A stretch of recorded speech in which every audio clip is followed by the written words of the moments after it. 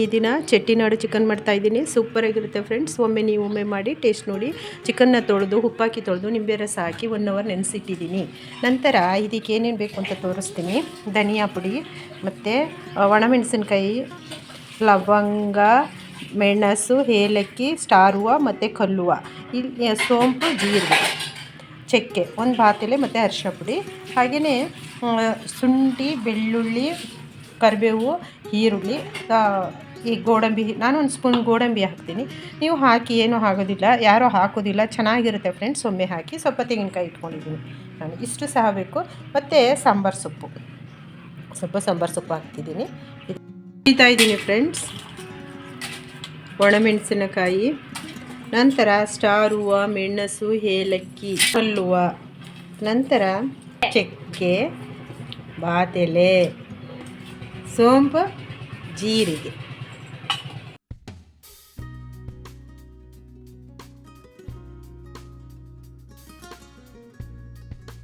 ಈ ಪ್ರೋಸೆಸ್ ಮಾಡಲೇಬೇಕು, ಹುರಿಲೇಬೇಕು, ಅವಾಗೇ ಚೆನ್ನಾಗಾಗೋದು. ಆದರೆ ಧನಿಯಾ ಬೀಜ ಹಾಕ್ಬೇಕು ಇದ್ರ ಜೊತೆಗೆ.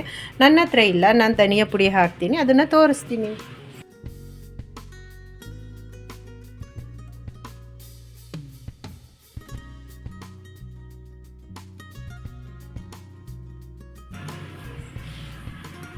ನೋಡಿ ಫ್ರೆಂಡ್ಸ್, ಇದು ರುಬ್ಬಿದಾಗ ಇದಾಯಿತು. ನಂತರ ಇದಕ್ಕೆ ಟೊಮೆಟೊ, ಶುಂಠಿ, ಬೆಳ್ಳುಳ್ಳಿ, ಕಾಯಿ ಇಷ್ಟನ್ನು ಹಾಕಿ ರುಬ್ತೀವಿ.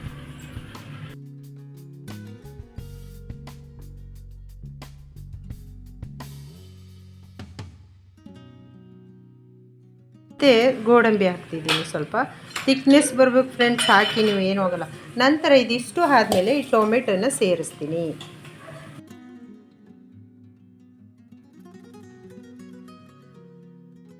ಎರಡು ಸ್ಪೂನ್ ಎಣ್ಣೆ ಹಾಕಿದ್ದೀನಿ. ಪಾತ್ರೆ ಇಟ್ಟಿದ್ದೀನಿ, ಸ್ಟವ್ ಹಚ್ಚಿದ್ದೀನಿ.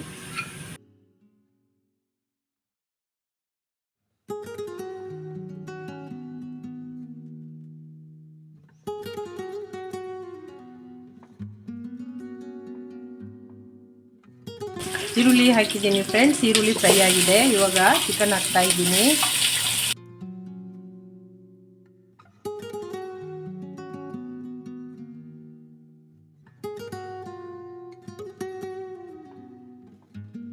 ಉಪ್ಪು ಹಾಕಿದ್ದೀನಿ.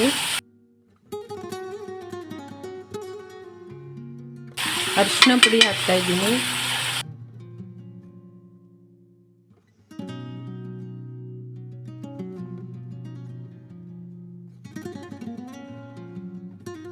ಕರಿಬೇವು ಹಾಕ್ತೀನಿ.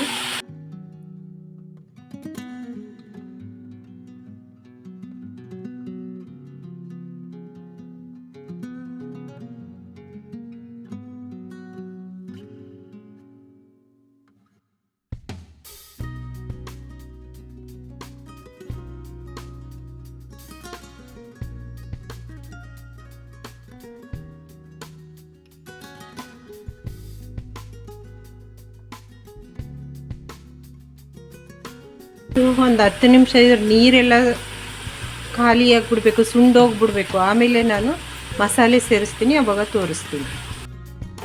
ತೆಂಗಿನಕಾಯಿ, ಗೋಡಂಬಿ, ಟೊಮೆಟೊ ರುಬ್ಬಿದ್ದೀವಿ ಫ್ರೆಂಡ್ಸ್. ಇದನ್ನು ಇದರಲ್ಲಿ ನಾನು ಸೇರಿಸ್ತೀನಿ.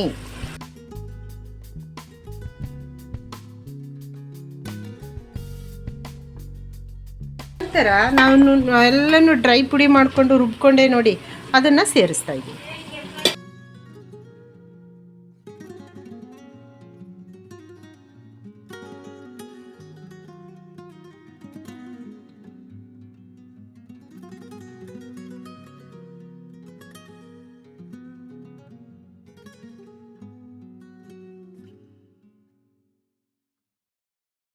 ಮೊದಲು ಸ್ವಲ್ಪ ಸಾಲ್ಟ್ ಹಾಕಿದ್ದೀನಿ, ಇವಾಗ ಸ್ವಲ್ಪ ಹಾಕ್ತೀನಿ. ಇದು ಆಯಿತು ಫ್ರೆಂಡ್ಸ್. ಈಗ ಇದು ಒಂದು ಕುದಿ ಬರಲಿ.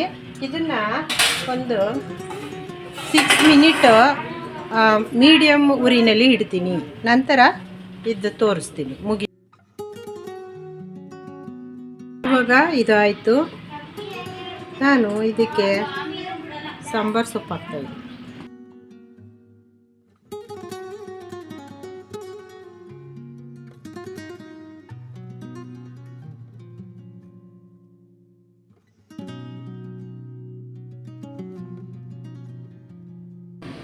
ಈ ದಿನ ಚೆಟ್ಟಿನಾಡು ಚಿಕನ್ ಕರಿ ಮಾಡಿದ್ದೀನಿ. ಸೂಪರಾಗಿರುತ್ತೆ ಫ್ರೆಂಡ್ಸ್.